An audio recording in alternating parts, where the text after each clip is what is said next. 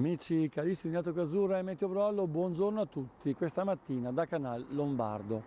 Dunque ci siamo accorti che le nebbie si sono diradate e l'effetto è stato appunto quello di questa ulteriore incursione di aria freddo-artico-marittima che ha invaso naturalmente buona parte dell'Europa centrale e scivolata verso i Balcani. Non ha prodotto alcun effetto piovoso o nevoso nelle nostre zone, ma semplicemente ha diradato la nebbia tramite dei venti in quota un pochino più secchi. Naturalmente questa situazione verrà proiettata anche verso il fine settimana con cieli tutto sommato sgombri da nubi, soleggiati, non proprio tersi, con temperature minime che rimarranno al di sotto delle medie stagionali di circa 1,2 gradi, quindi saremo tra i 2 e i 3 gradi sotto zero, ma che di giorno, stante il soleggiamento piuttosto corposo, andranno a toccare anche i 5-6 gradi. Quindi una situazione comunque di blocco anticiclonico ad est che produce effetti negativi sul clima, appunto perché sulle nostre zone avremo necessità di pioggia e naturalmente anche di neve in montagna.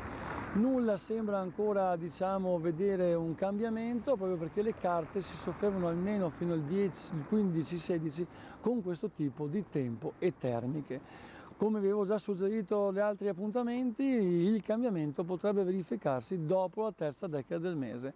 Quindi riepilogando, tempo soleggiato e stabile per buona parte della settimana, senza pioggia e senza nebbie. Ciao a tutti!